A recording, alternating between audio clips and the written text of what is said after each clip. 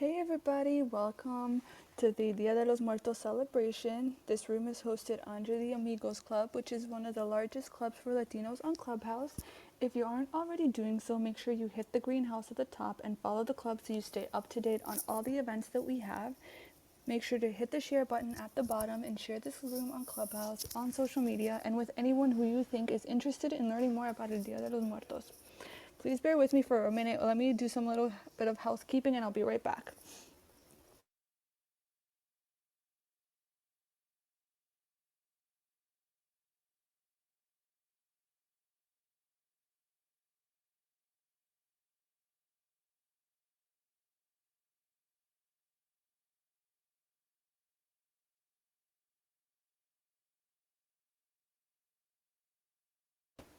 All right, I'm going to go ahead and get started. So I'm going to talk a little bit about the origin and the history of Dia de los Muertos.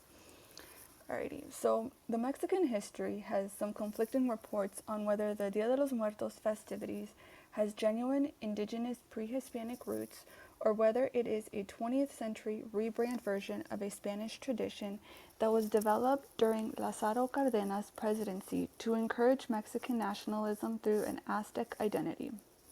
Now, some of the critics of the Native American origin claim that even though pre-Columbian Mexico had traditions that honored the dead, current depictions of the festivities have more in common with European traditions of danse macabre and their allegories of life and death personified in the human skeleton to remind us the ephemeral nature of life. Opposing views assert that despite the obvious European influence, there exists proof of pre-Columbian festivities that were very similar in spirit, with the Aztec people having at least 6 celebrations during the year that were very similar to el Día de los Muertos, the closest one being Quecholi, a celebration that honored Mixcotal, which is the god of war, and was celebrated between October 20th and November 8th.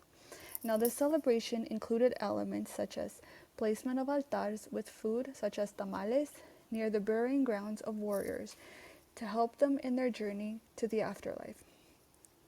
Octavio Paz, who was an influential Mexican poet and Nobel Prize laureate, strongly supported the Dia de los Muertos tradition. Regardless of its origin, the festivities have become a national symbol in Mexico and as such is taught in the nation's school system along with being a school holiday nationwide. El Día de los Muertos is a Mexican holiday where families welcome back the souls of their deceased relatives for a brief reunion that includes food, drink, and celebration. It is a combination of Mesoamerican ritual, European religion, and Spanish culture. The holiday is celebrated each year from October 31st to November 2nd. Now, for those of you that may not be aware, October 31st, is Halloween, and November 2nd is All Souls Day, or the Day of the Dead, which is Dia de los Muertos.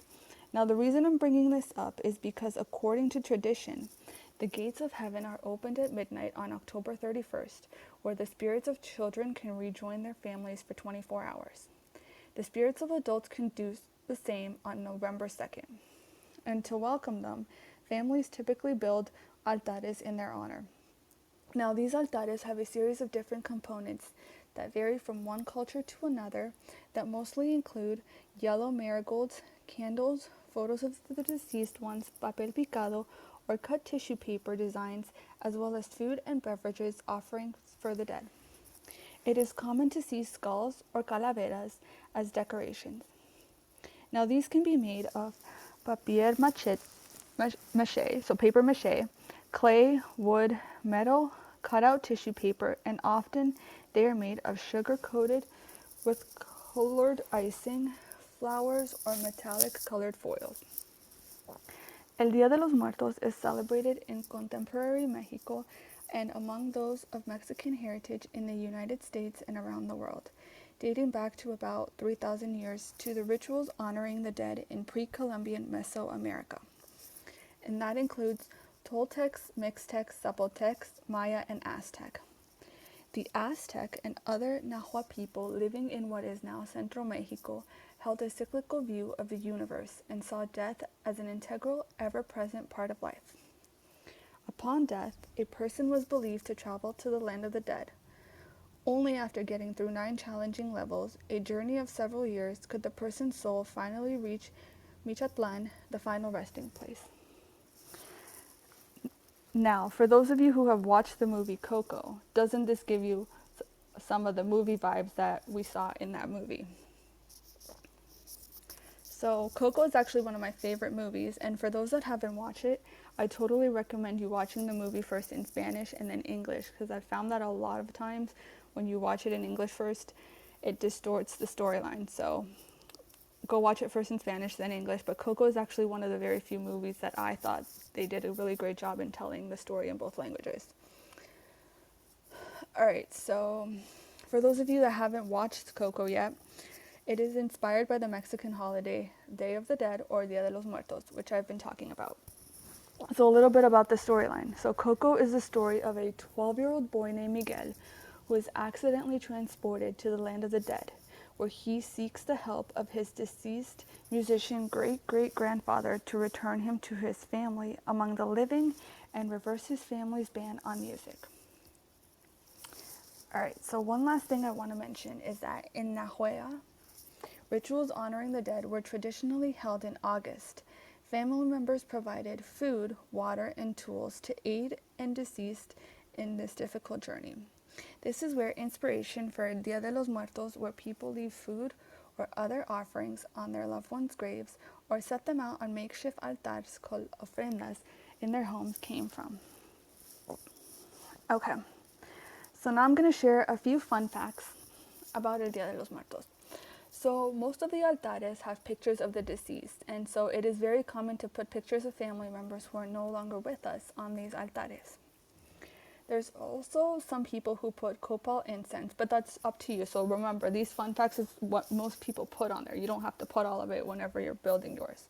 So copal incense is the smoke that it releases in the olfactory guide of our dead to come and visit us. Candles represent fire and light. As the incense, candles work to guide the souls to find their way to us. Some people also put water and their favorite drinks. So last year I was part of 2 altares. So I did one virtually with the coalition I was part of, and then my cousin did an altar, and she actually put some of my grandparents' favorite beverages on it, and it turned out really amazing. I would show you a photo, but her account is private, so I can't link that up here. But I can text you guys a picture afterwards. And then some people actually put marigold flower. So the flower, with its fluffy appearance, is known as the flower of 20 petals. It is used for decoration and to create paths to guide the spirits of our deceased. The skulls, or los calaveras, in the past, real skulls were used. Later, skulls made with sugar, which are amaranth, and chocolate were substituted. Each skull represents one deceased. Now, the bread of the dead represents the skeleton of the dead people. And now, another fun fact about Día de los Muertos is that while Halloween is celebrated on October 31st, Día de los Muertos is celebrated right after, on November 2nd. Many communities that celebrate Día de los Muertos also celebrate Halloween. So a lot of people think that just because you celebrate Día de los Muertos, you don't celebrate Halloween, but that's not the case. You can celebrate both. And they also have a common misconception that Día de los Muertos, you are celebrating the death, but it's actually a celebration of life. So el Día de los Muertos is an opportunity to remember and celebrate the lives of departed loved ones. Like any other celebration, Día de los Muertos is filled with music and dancing. Some popular dances include la danza de los viejitos. Now, when I first read about this, I was actually laughing because this is what that means. So the dance of the little old man, in which boys and young men dressed as old men walk around crouched over, then suddenly jump up in an energetic dance. Does that not make anybody else here laugh? Because that made me laugh when I read it the first time. So another dance in La Danza de los Tecuanes is the dance of the jaguars that depicts farm workers hunting a jaguar. The ofrenda is a central component. So the ofrenda is the most recognized symbol of Día de los Muertos. This temporary altar is a way for families to honor their loved ones and provide them what they need on their journey. They place down pictures of the deceased, along with items that belong to them and objects that serve as a reminder of their lives.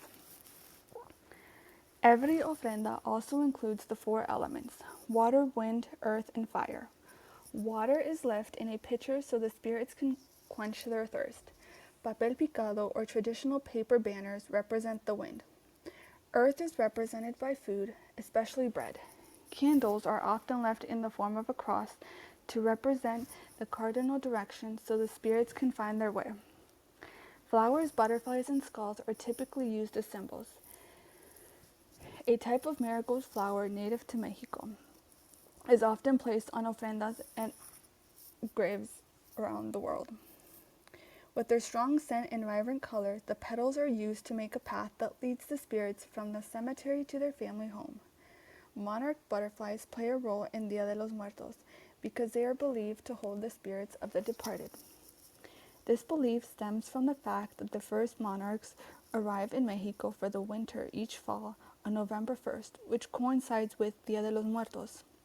Calaveritas de azúcar or sugar skulls, along with toys, are left on the altars for children who have passed. The skull is used morbid, not as a morbid symbol, but rather as a whimsical reminder of the cyclical of life, which is why they are brightly decorated. Okay, so I actually want to hear from you guys, those if anybody here has done an altar and what kinds of things you have done, and if you haven't, um, if you need some ideas, feel free to come up and we can give you some ideas on what to add. Jackie, I know you had a question about.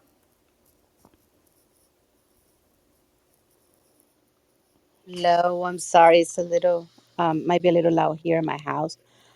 I do have a couple of questions, and thank you, Christina, for doing this. I appreciate so much you let us know about this tradition. I find it really beautiful and interested as well. I have a couple of questions. The first one is, I'm Colombian, of course. I've never done this. I learned this tradition through you and through listening to a lot of Mexican friends that I gotten to know here. And also, I had an uncle by marriage that was Mexican, and I kind of heard about through him as well, right?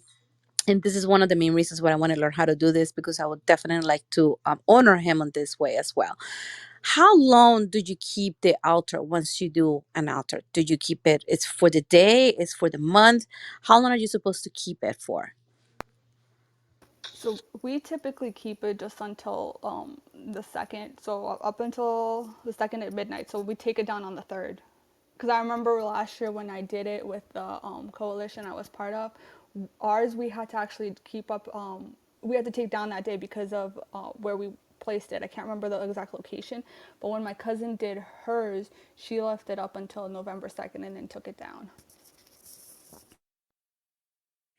Oh, okay. So you start doing it. When do you start doing it? You start doing it on the first, or on the second, and leave it for those 2 days, or I mean, how does it work? Yeah, so we typically do it on the on we actually do it on the 31st because since I mentioned that they start from the 31st, so we build it on the 31st and then we take it down on the second. But I know some people just do it on the first and then take it down on the second. So it's up to the person, but typically we leave it just from Halloween up until November the 2nd.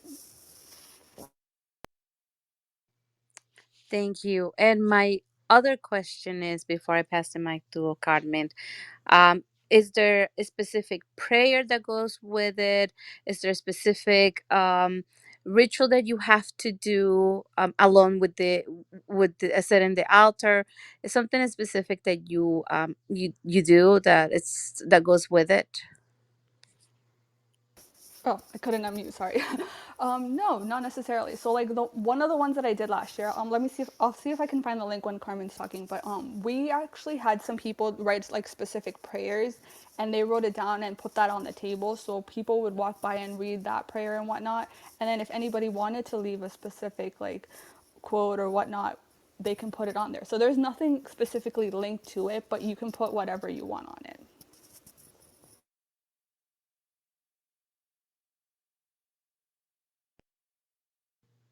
Thank you, Christina. I'll yield the mic to Carmen. Hello. I absolutely love this because we practice Dia de los Muertos in our home.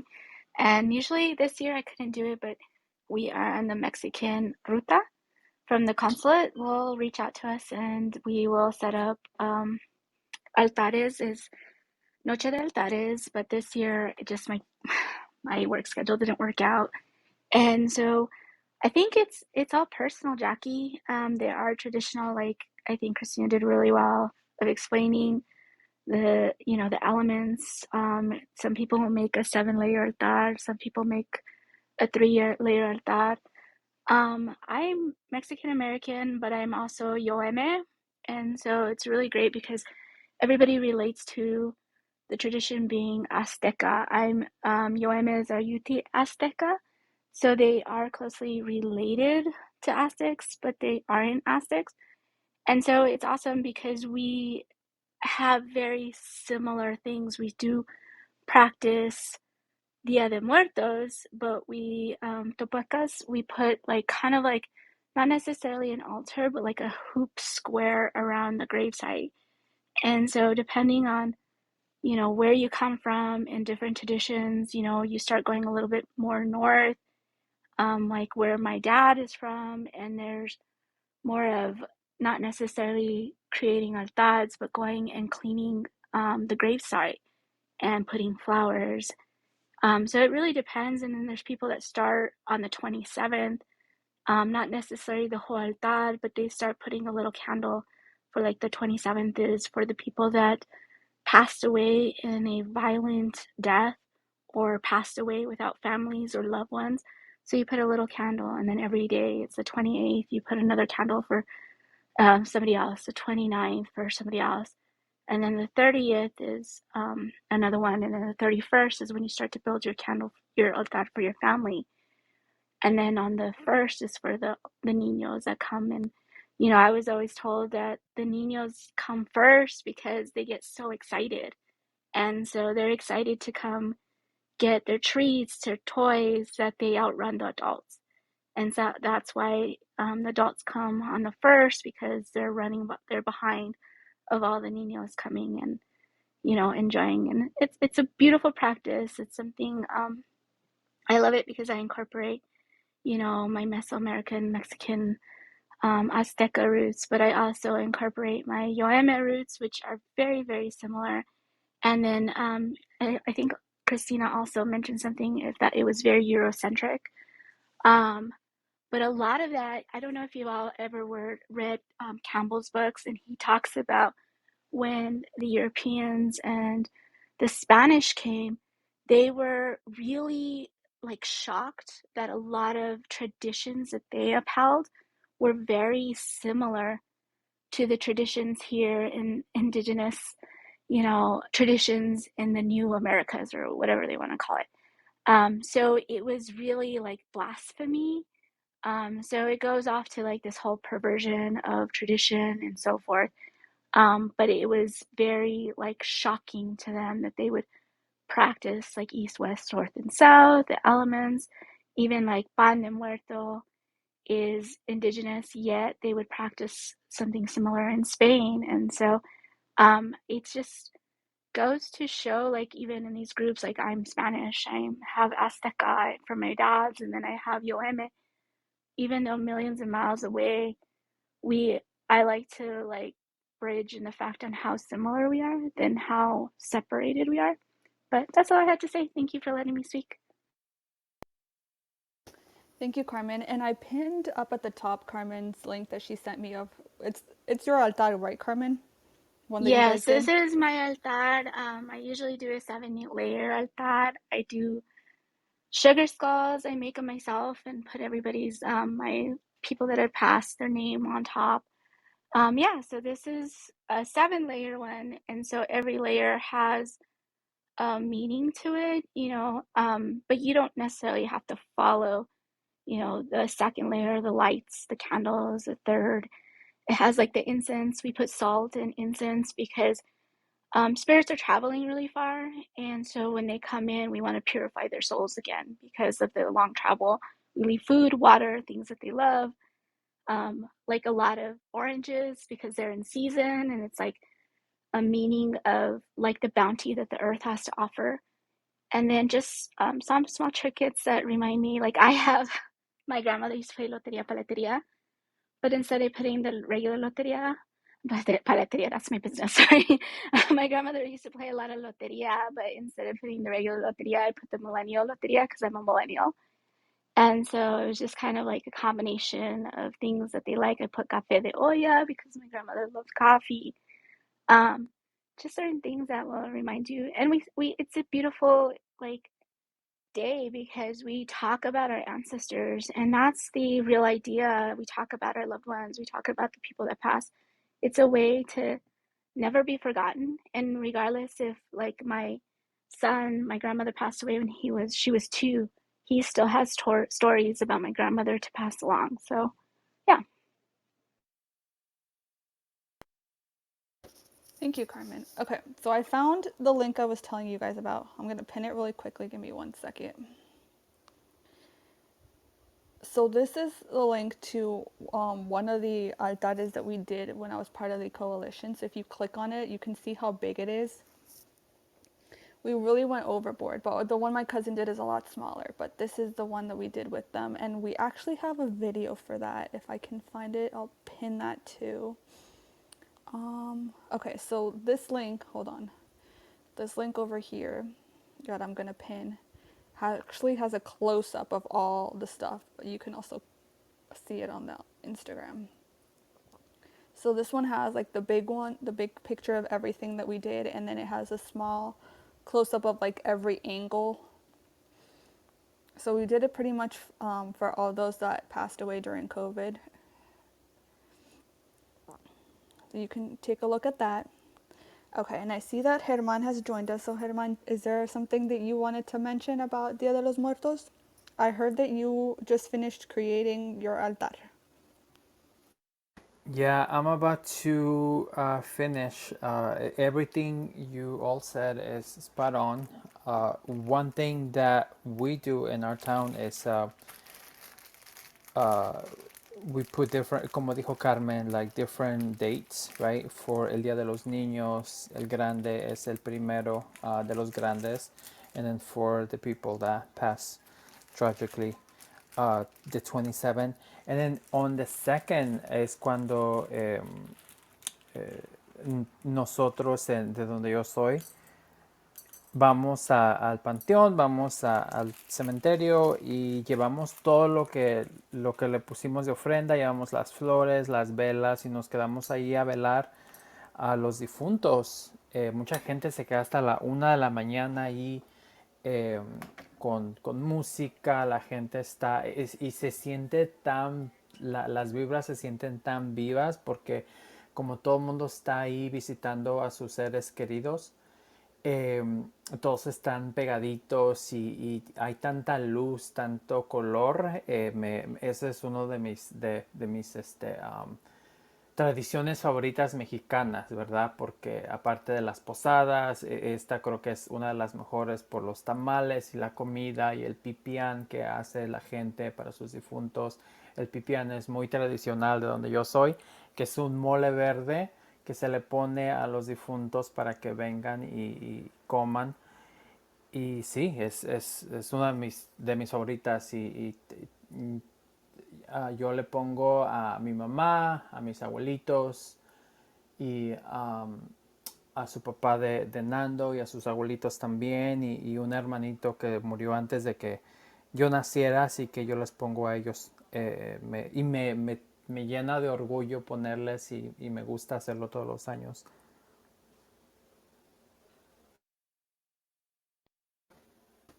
Gracias, Germán. Thank you, Germán, for sharing that. I forgot what language I was speaking in for a second. Okay, let's see. Let me look at the comments real quick.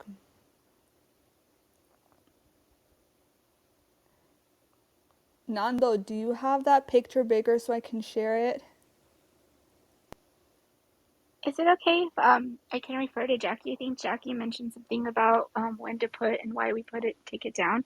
And I don't know if this is something that's traditional or it's like a family thing, But my mom used to tell us not to leave food out because that's when the souls come and then they can get into your food. And then if you eat it, te puede dar daño. And so for Dia de Muertos, that's when the spirits come. So they come and eat the essence of the food. And so that's why we leave out food for Dia de los Muertos strictly. And so I was taught to take everything down because if you don't take things down, the spirits will linger. And that's why on we were taught like on the third, people wear mascaras, like different kind of masks, because that's whenever they scare them back to the land of the dead, and to make sure that they don't linger too long. Oh, that also brings a question since you said they eat the essence of the food. So, whatever food you put on the altar, you don't eat it, you just get rid of it once you put the altar out. You actually do eat it, like, and it depends, like, we're accustomed to eating it, but it's that whole thing, you know, your family's coming, and then we put salt, we put all this stuff to cleanse the spirits. So we know that it isn't spirits or que te van a hacer daño. And so you do eat because you're not only celebrating with your family like is living, you're celebrating with those that have passed. And Yeah, you know, I sorry. was really no, I'm sorry to interrupt. I was really sad because you said that you make your own sugar skulls, and I was like, oh my goodness, they're so probably so delicious, and try to get rid of them. I don't And then know. I That don't only just get rid of them, like in the sense, because I can't eat was that many sugar skulls, but during this period, and it's a natural thing too, bees are starting to wind down because fall is coming and winter is coming. And so the nutrients are down because a lot of the flowers are out. So not only that am I giving back to the spirit world, I'm giving back to the earth, because you put these, you're not supposed to feed bees sugar throughout the season, but at the end of the fall, their resources are dwindling. So then you put the sugar skulls that you didn't eat, you put them out. So then it goes back to the earth and it goes back to this cycle of life. love that. Love that. I think this is a beautiful tradition. And this is one of the reasons why I asked Christina. I really wanted to learn some more about it and see if I have enough know how to maybe create one of my own. So I will see if I can try one. And I will definitely, if I do able to make it, I will take pictures and share with you guys. And you still have time, Jackie, to post that to do one right now for the loved ones that you want to. Yeah. So I just pinned at the top the one that Herman did. Nando sent it to me, and it's right in there. So if you click on the link, it'll take you right to the picture.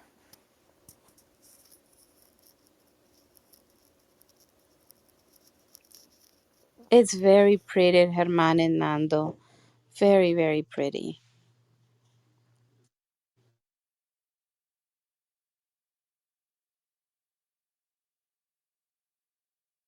Thank you, Jackie. Me encantaría hacer tamales.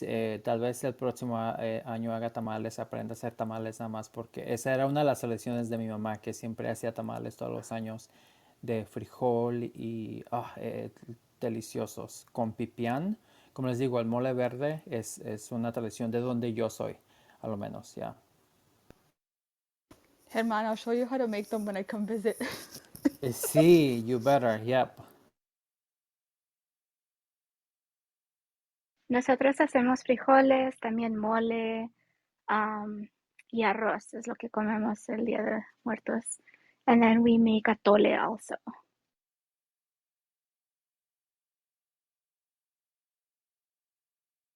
See, my uncle, he used to make the most delicious tortas, but they're my favorite. So I'm like, am I making this for him or for me?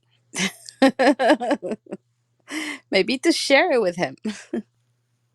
I think, Jackie, that's the thing with this celebration. There are like these, oh yeah, you should do this, but it's very personal, and I don't think there is a one way.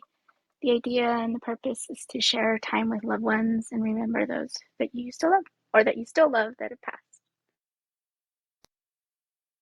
Yeah, and you can switch it up every year. You don't have to like put the same food. So like I know my cousin last year when she did the one for our grandparents, she also had other family members that she put on her altar, and so she took like one thing that each person liked and put that on there. So like my grandmother, she loved Diet Coke, so my cousin put a Diet Coke on there, and then my grandfather, he liked this really awesome bread. Along with that bread, he liked pan de dulce. So she put both of those on there. And I think this year she's doing something a little bit different.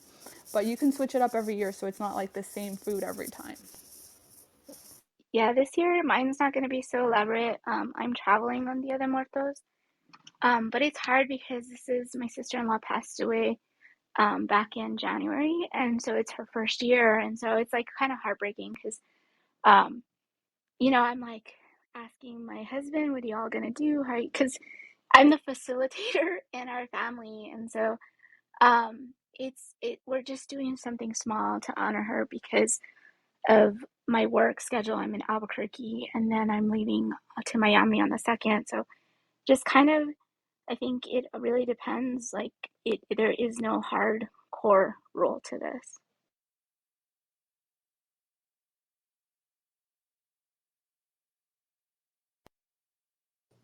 The more I learn about this tradition, the more I learn about and listen to you guys talk about what you guys do and why you do it, it it kind of just it's like it's a celebration, right? We usually are so sad and depressed when it comes the time around to remember the ones that I had left us.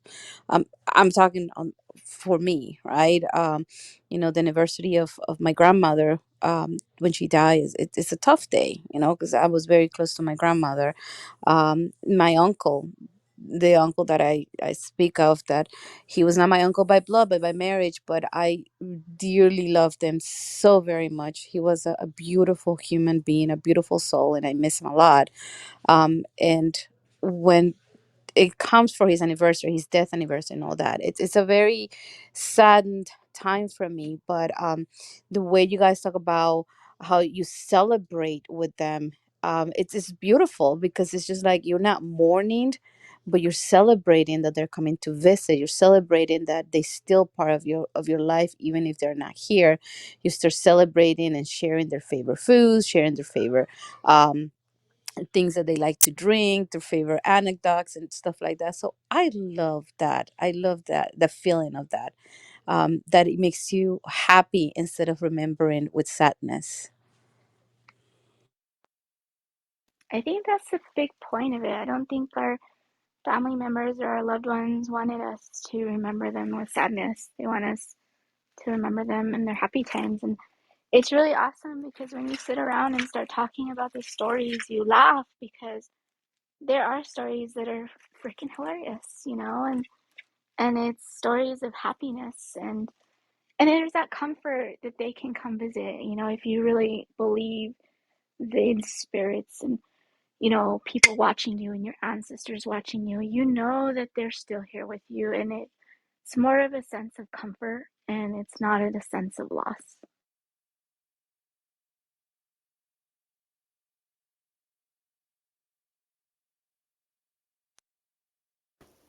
All right, I'm going to do a quick room reset. So, for those of you that are just joining us, we're talking about Dia de los Muertos, and we kind of discussed a little bit some of the origin and the history, and then we started talking about our altares. Some of us have made the altares, what kinds of things we had on there, and then a few of us also wanted to know a few other things. Like Jackie kind of wanted to know what to put in our altar, when to put it up, when to take it down, and all that.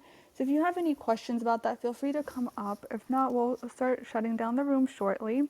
But I wanted to check to see if anybody else on stage had any questions or anything else that they wanted to contribute.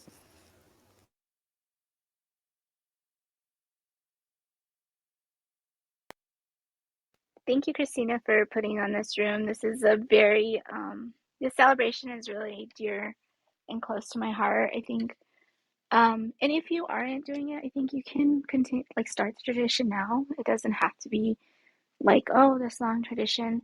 And it's really awesome because, like, my kids one year, I had to work or something along the lines, and I didn't do. I took the altar with me, like a little small altar, and I didn't do the traditional like azúcar, los sugar skulls, and all that stuff. And my kids, even like at their age, they were like, "What? Why? What happened? Why are we like? Isn't huh?" And these like are pretty beautiful traditions that can be carried on to the next generation, and you can start them at any time. So I don't think anybody has to be held on. I mean, the intention is there, and that's really where all of this really comes from and thrives from.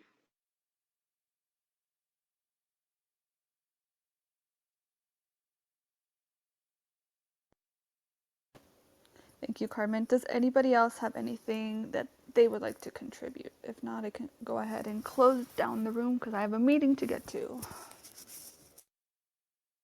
I just want to thank you, Christina, for doing this and taking the time to teach us, and for you guys to share it with us as well.